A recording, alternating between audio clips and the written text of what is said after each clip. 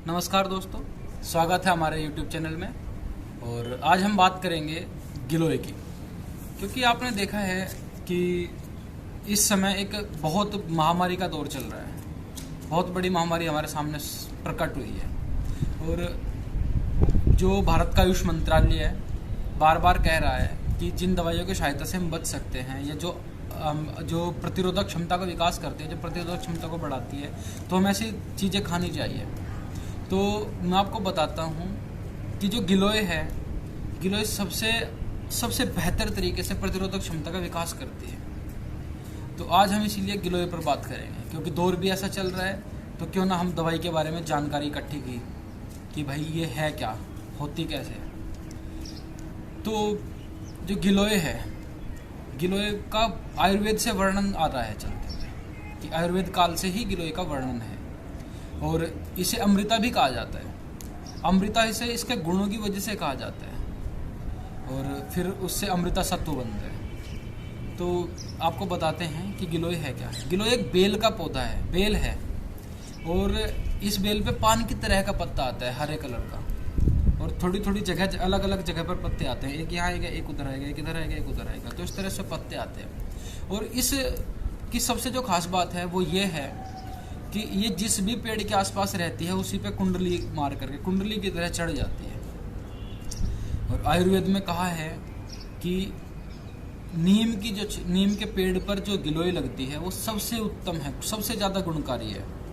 तो इसीलिए कि नीम पर कुछ, क्योंकि इसका एक गुण होता है कि ये जिस भी पेड़ पर चढ़ती है उसके गुणों को धारण कर लेती है, उसको आधार भी उसी को बनाती है और उसके गुणों को भी धारण कर लेती है। तो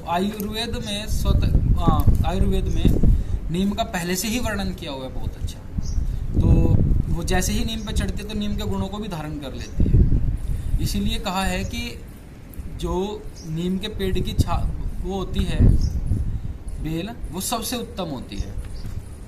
तो अब हम बात करते हैं कि इसमें है क्या। तो आयुर्वेद के साहित्य में इसे ज्वर की सबसे बड़ी औषधि माना है। सबसे बेहतरीन औषधि अगर माना है तो इसी को माना है, जो ज्वर पे काम करती है। और ज्वर पर नहीं, ये रसायन संग्राही, उष्णवीर्य, त्रिदोषहर, ये त्रिदोषहर है। और जो मलेरिया होता है ना, मलेरिया की सबसे अच्छी दवाई के रूप में इसका इस्तेमाल किया जाता है। और अब मैं आपको बता दूं कि अमेरिका में, दक्षिण अमेरिका में एक क्विनीन नाम का एक तत्व पाया जाता है, वो पेड़ से निकलता है। तो इसे उसकी उपाधि दी गई है, क्योंकि वो भी बुखार में दिया जाता है, एंटीवायरल होता है, और ये भी ऐसे ही है, ये विशेष गुणों से है।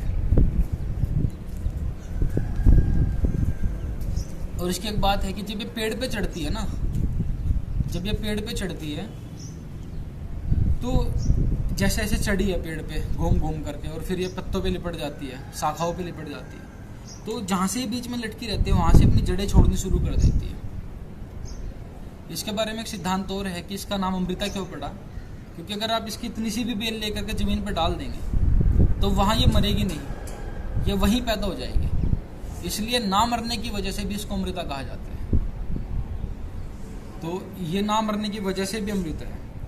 अब इसकी 3 तरीके की प्रजातियां मानी गई हैं। एक गुड़ूची, जो सामान्य गुड़ूची होती है, इसके पत्ते ठीक होते हैं, बेल शाखा भी ठीक होती है। फिर दूसरी है कंदमूल। तो वो क्या है कि उसके जो पत्ते होते हैं वो थोड़े बड़े होते हैं। और तीसरी तरीके की आसाम में पाई जाती है। अब तो खैर सभी जगह मिल जाती है, लेकिन पहले आसाम में पाई जाती थी। और उसमें क्या था कि डॉट बने रहते थे इसके ऊपर। तीनों के गुण धर्म सब समान है।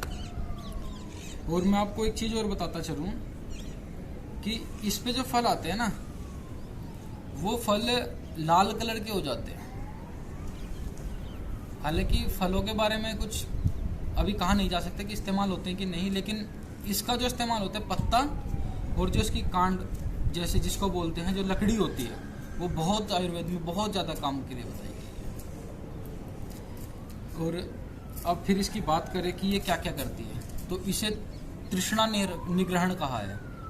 तृष्णा मतलब प्यास से भी लगा सकते हैं और काम उत्तेजना से भी लगा सकते हैं, इसका अभिप्राय। फिर दूसरा इसको कहा है चर्म निग्रहण। फिर इसको कहा है ज्वरनाशिका, फिर इसको कहा है अनुलोमक, फिर पित्त सारक, पाचन, इसके कई सारे नाम दिए हैं। तो अब हम बात करें कि इसमें गुण क्या क्या हैं, औषधीय गुण क्या क्या हैं। तो गुणों में अगर इसके रस की बात करें तो उसका रस है तिक्त और कषाय। फिर दूसरा है गुण, गुरु और स्निग्ध। फिर वीर्य, तो इसका वीर्य है उष्ण वीर्य। फिर इसका दोष कर्म, तो ये त्रिदोष का जो हरण करती है, तीनों दोषों को समान करती है। इसका विशिष्ट गुण, गिलोय, कड़वी होती है, यह बलदायक होती है। फिर ये ज्वर का नाश करने वाली होती है। फिर ये रसायन होती है। फिर ये पाचक होती है, दीपक होती है, और ये त्वचा के सभी रोगों का हरण करती है। चिकित्सा उपयोग में देखें कि चिकित्सा में क्या क्या इसका उपयोग होता है। चिकित्सा में इसका उपयोग होता है चर्म रोग में, बुखार में, अर्श में, पित्त के स्त्राव में, ठीक है, आरसीबी को बढ़ाता है, पीलिया में भी इसका इस्तेमाल होता है। फिर पित्त के जो वमन होता है, जो उल्टी लगती है पित्त के कई बार, उसमें भी काम करता है। फिर बुखार में काम करता है, प्रमेह में काम करता है। अब इसके विशिष्ट योग की बात करते हैं कि विशिष्ट योग इसका कहाँ कहाँ बनता है। तो इसका बनता है गुड़ुच्य आदि चूर्ण, गुड़ुच्य आदि क्वाथ, और फिर गिलोय घनवटी, अमृतारिष्ट, अमृता सत्व, इन चीज़ों में इसका इस्तेमाल होता है। और मिनरल्स की बात करें तो इसमें फास्फोरस, कॉपर, मैग्नीशियम, कैल्शियम और जिंक, इसमें कई सारे मिनरल्स मिलते हैं। इसके साथ साथ इसमें ये इन्फ्लेमेटरी है और एंटीऑक्सीडेंट है। तो ये बहुत अच्छे तरीके से शरीर पे काम करती है, बहुत अच्छी इम्यूनिटी को इम्प्रूव करती है। तो जैसे ये समय भी चल रहा है और वैसे भी नॉर्मली भी इसका डेली सेवन करना चाहिए। जैसे अभी कहा है कि त्रिदोष हन है, कि तीनों दोषों का हनन करती है और उनको समान स्थिति में लेकर के आती है। तो अगर उस दृष्टिकोण से देखा जाए तो ये ऐसा कहा जा सकता है कि जितने भी वात, पित्त और कफ के जितने भी रोग होते हैं, ये सब में काम करती है और सबको सामान्य रूप से कंट्रोल करती है। अगर ऐसा कहा जाए तो कोई गलती नहीं होगी। तो आज हमने जाना कि गिलोय क्या है, गिलोय का क्या काम है, और गिलोय शरीर पे क्या क्या काम करती है और इसका क्या क्या फ़ायदा होता है। तो नई और इसी तरह की वीडियो से जुड़ने के लिए आप हमें सब्सक्राइब कीजिए, लाइक कीजिए, शेयर कीजिए और इसका इस्तेमाल ज़रूर कीजिए, ज़रूर से ज़रूर कीजिए। धन्यवाद।